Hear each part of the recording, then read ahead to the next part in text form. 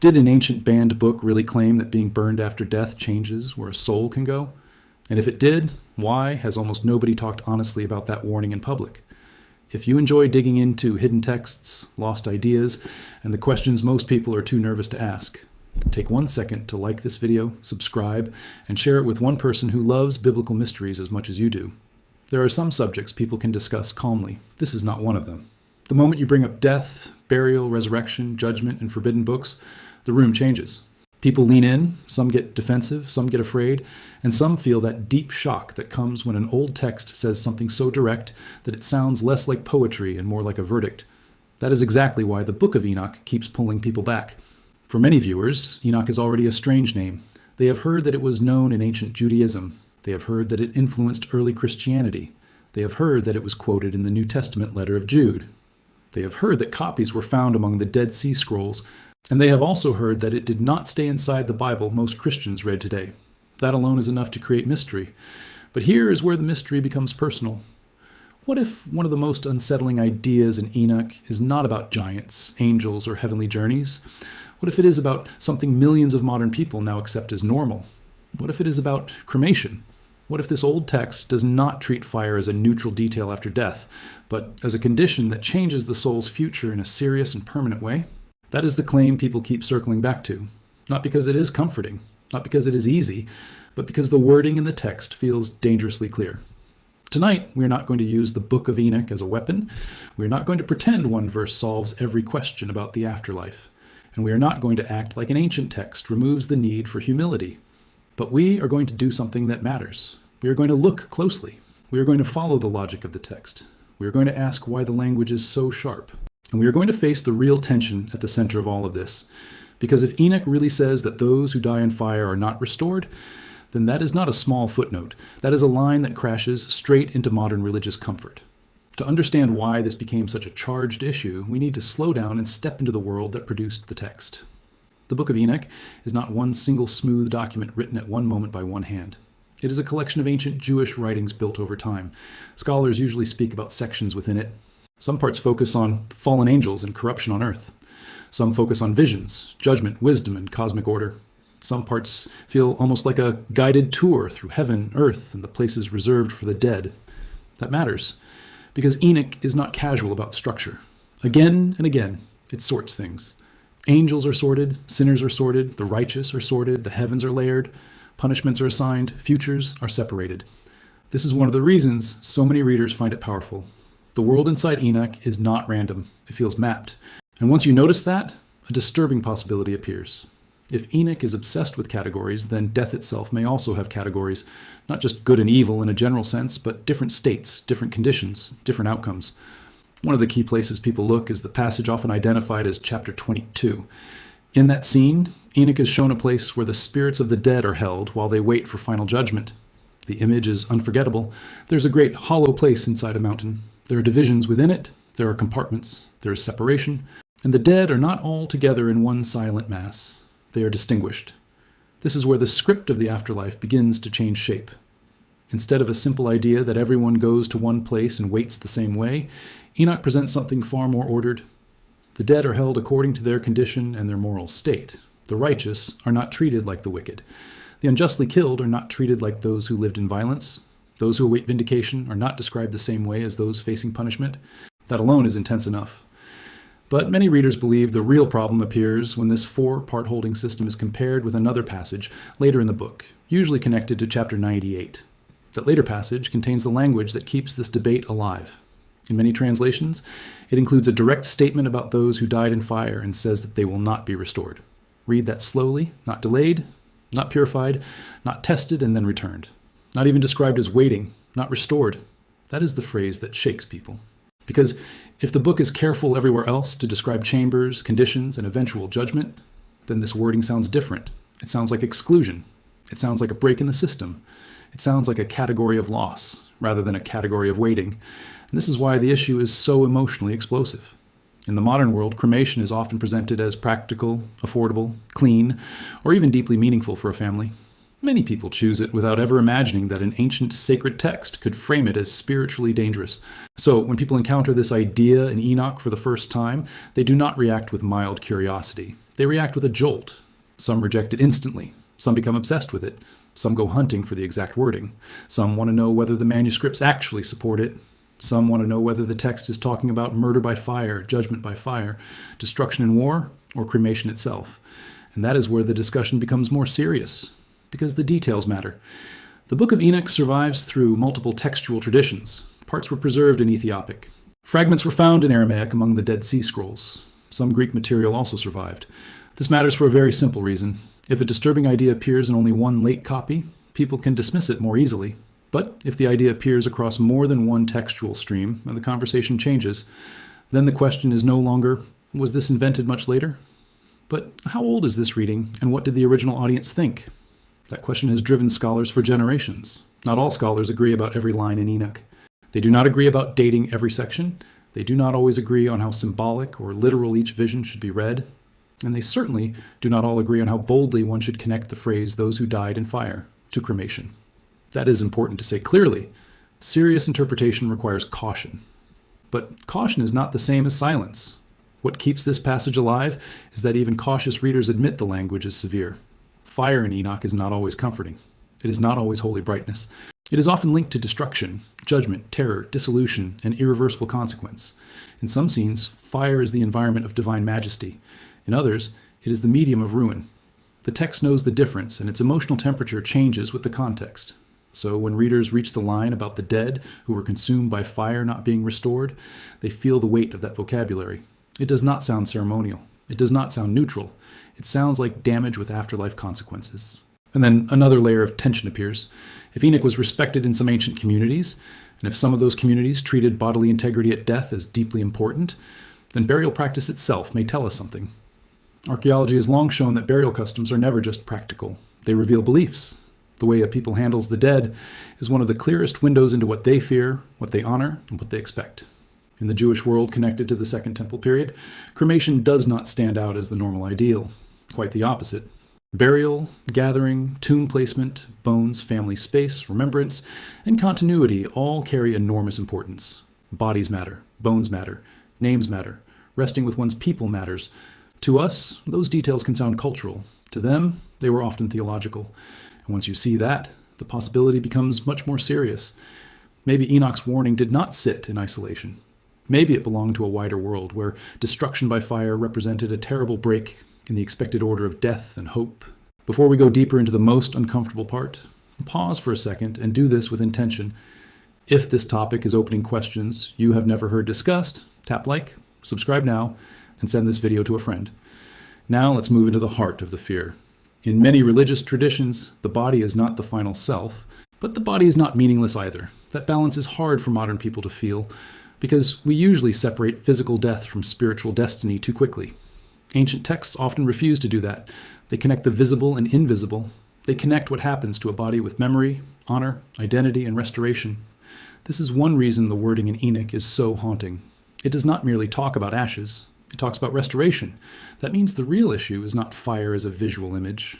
The real issue is whether something essential has been cut off, whether a path has been interrupted, whether a person who should have been restored has instead entered a condition of absence. That word absence matters more than most people realize, because the deeper you go into Enoch, the more you feel the book fears separation. Separation from proper order. Separation from the right boundaries between heaven and earth.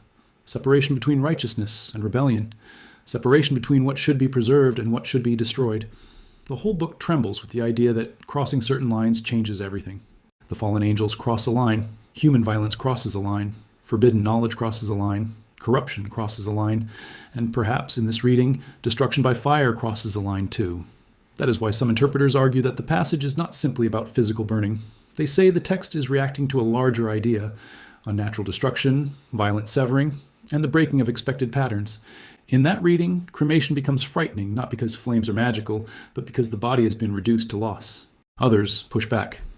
They argue that the passage may refer more specifically to victims destroyed in acts of judgment or violence. They warn against lifting one line from an ancient apocalyptic book and applying it directly to every modern case. And to be fair, that objection matters. Ancient language does not always map neatly onto modern categories, but even that caution leaves the main tension untouched. Why is the line there at all? Why is fire connected to non-restoration in such a sharp way? Why does the wording feel final rather than temporary? Why does the text not soften it? And why has this exact issue remained so strangely under-discussed? Part of the answer may be psychological. Giants and fallen angels are dramatic, but distant. Cremation is different. Cremation touches grandparents, parents, spouses, children, and personal funeral choices. The moment the text seems to speak about that, theory becomes grief, scholarship becomes memory, and the debate becomes dangerous. That may be why so many discussions around Enoch stop just short of this cliff. It is easier to talk about heavenly journeys than about whether a dead loved one has been placed outside restoration.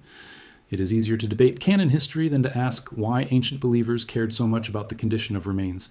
It is easier to say that was symbolic than to sit with a sentence that sounds like irreversible loss.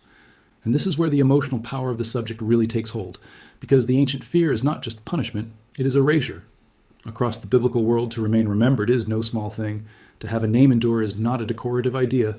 A name carries identity, place, continuity, and witness. To be cut off or forgotten borders on annihilation and meaning. Even where the language is symbolic, it points to the terror of no longer standing inside the order of the living. This is why some readings of Enoch become so severe. If destruction by fire is connected with the loss of identity, then the warning is bigger than burial preference. It becomes a vision of what happens when a life exits history in the wrong condition. Now imagine hearing that in the ancient world. Imagine standing in a community where sacred writings are copied by hand, where burial space is holy, where bones are gathered carefully, where family tombs matter and the future is a sharp hope. Then hearing that those consumed by fire are not restored. That would not sound abstract. It would sound like a command. And once a community hears a warning like that, its practices often tell the story. People begin to avoid what they fear could cut them off from hope. They become careful about burial and remains. They become careful about memory. Belief hardens into habit. This is why the modern shift on cremation feels so jarring. In many parts of Christianity today, cremation is allowed, common, and often discussed with very little tension. The reassurance usually goes something like this. If God can raise the dead, then ashes are no obstacle. Dust is no obstacle. Fire cannot overpower divine power. On one level, that logic sounds strong. But here is the problem Enoch introduces. The issue in Enoch is not whether God lacks power. The issue is whether the text says a person in that condition is excluded from restoration by the order of judgment itself. That is a very different claim. And once you see that difference, the conflict sharpens. One way of thinking says God can restore anyone from anything. The other says this condition is described as not being restored. The tension is not about divine ability, it is about divine decree. That is why this topic refuses to die. It strikes at one of the deepest religious questions. What exactly is resurrection connected to? Is it connected only to God's unlimited power? Or is it also connected to a moral and symbolic order? And if the treatment of the dead matters, how much does it matter? Enough to shape burial law? Enough to shape discipline? Enough to shape fear across centuries? Enough to explain why traditions long resisted cremation so strongly? This is where the story becomes even more unsettling, because the history of canon adds a second mystery. The Book of Enoch was highly valued in some early circles, yet it did not remain in most Christian Bibles. That does not mean it vanished. Its ideas continued to echo through themes, images, and assumptions in later thought. That is how old texts often survive. They stop being quoted openly, but they keep breathing underneath doctrine and imagination. So some researchers ask a dangerous question. Did certain fears about the integrity of the body remain alive in tradition, even after the source material that sharpened those fears was pushed to the edges?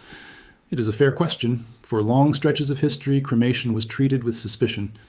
Explanations focused on the dignity of the body. But when those explanations are traced backward, the roots can feel wider than the approved canon alone. They seem connected to older assumptions about wholeness, continuity, and the meaning of remains. That does not prove the church built its doctrine on Enoch, but it shows how complicated inherited belief can be. Communities often preserve conclusions long after they forget every road that led there. And that should make you think. How many people today dismiss ancient burial concerns as superstition without realizing how long they shaped religious life? How many people assume that modern comfort automatically reflects ancient faith? How many people have been told that cremation is a matter of preference when tradition saw it as a spiritual rupture? These questions do not answer themselves, and Enoch makes them harder to ignore. At this point, some may feel discomfort. Maybe because a loved one was cremated. Maybe because they themselves planned it. Maybe this feels intimate. If that is you, take a breath here. This conversation is not about handing out fear like a sentence.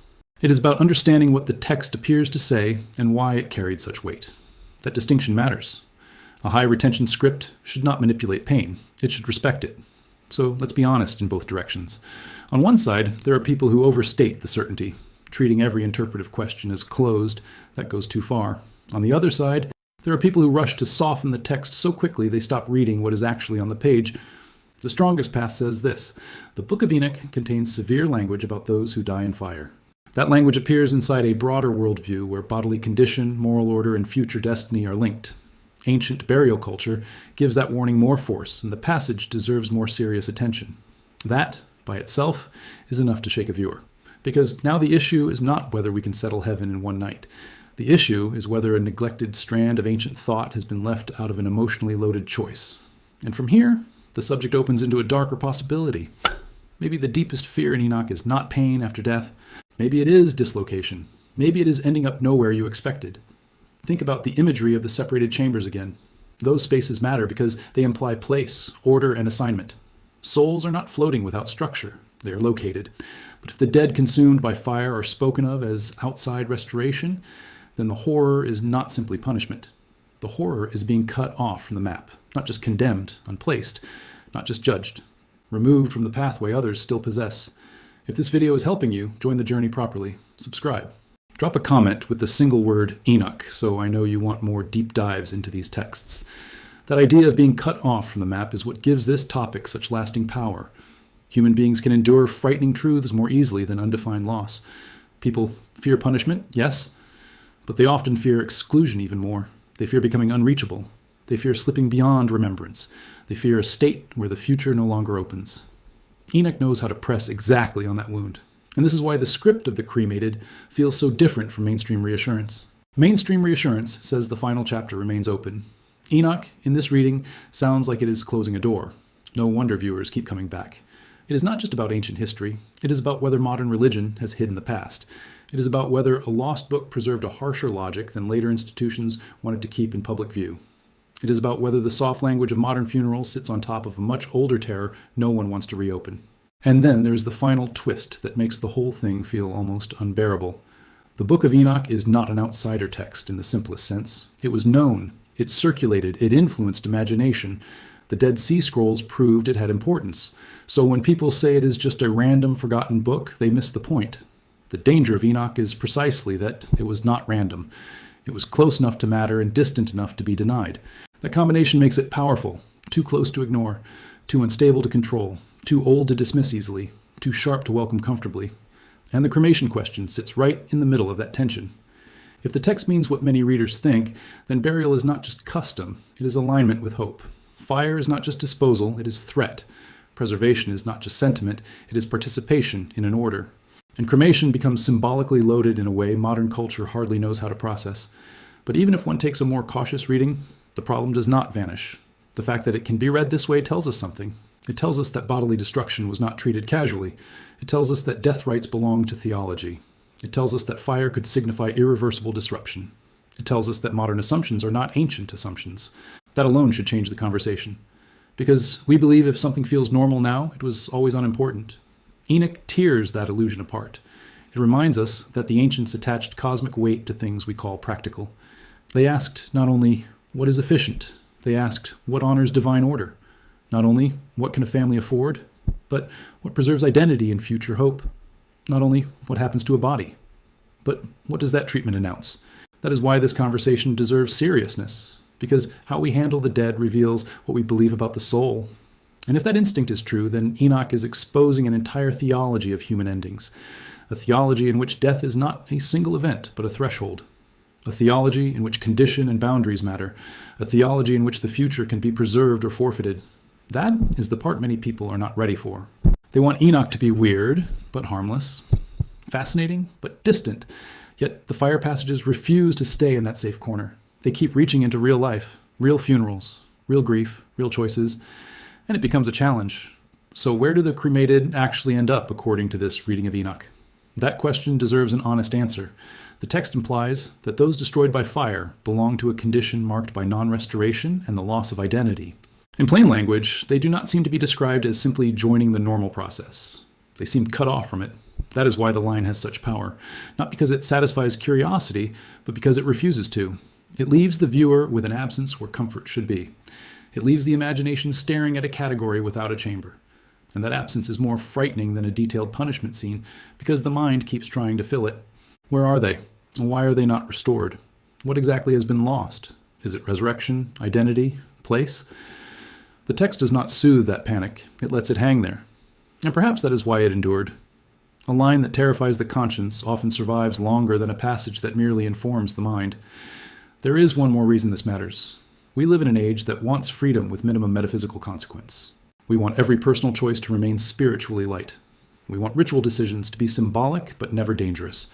We want the afterlife to be broad enough to absorb every modern preference without protest. Enoch does not think that way. Enoch belongs to a world where choices echo, a world where heavenly order is real and transgression has structure, a world where death does not erase meaning but reveals it. That is why even people who reject Enoch feel its force. The book challenges a very modern assumption, that sacred order will automatically adapt to us. What if the opposite is true? What if ancient texts are disturbing because they refuse to flatter the age reading them? What if the reason Enoch feels dangerous is that it still has the power to accuse us? And what if we are less comfortable with judgment than the people who wrote and preserved these texts? That is where this subject stops being about the cremated alone. It becomes a mirror held up to modern religion, a mirror held up to personal comfort, a mirror held up to the question of whether truth must always arrive in a form we can afford. Maybe that is why this ancient line about fire still feels alive. Because deep down, people sense death is not technical. They sense that bodies mean something. They sense that burial traditions did not arise by accident. They sense that the old fear of being cut off from restoration touches a nerve no modern slogan can fully quiet. If this content makes you think harder, help this channel keep doing it. Share this episode, hit like, and subscribe. So let's end where we began. Did the Book of Enoch really reveal what happens to the cremated? In the strictest sense, it reveals something worse than a tidy answer. It reveals a warning and a pattern. It reveals that destruction by fire is linked to the terrifying possibility of non-restoration. And it reveals that ancient communities may have treated that possibility seriously enough to shape how they buried their dead. That does not settle every argument. It does not erase translation debates. It does not remove the need for compassion. But it does remove the right to pretend the text says nothing. And once you admit that, you are left with a final conflict. A forbidden or sidelined book says fire can separate the dead from restoration. Later, believers often moved away from that fear. Modern culture barely notices it at all. Yet the sentence remains. Quiet, ancient, unsoftened, still waiting for anyone brave enough to read it without looking away. Maybe that is why Enoch was never easy to keep close. Not because it is strange or dramatic, but because it says something so sharp that it touches the raw nerve underneath. And this may be one of those places, because if the text is right, then cremation is not merely a method. It is a sign of destruction in a realm where preservation was tied to hope, a sign of rupture in a worldview built on order, a sign that what happens to the dead body might declare something about the dead soul. And even if one refuses that conclusion, the seriousness of the warning is impossible to miss. That is what makes this issue unforgettable. Not certainty, but consequence. Not spectacle, but dread. Not a cheap mystery, but a real one. A mystery with names, graves, ashes, memory, and the oldest human fear of all. That after death, some doors open, some doors close, and the fire was the reason the rest of the story changed forever.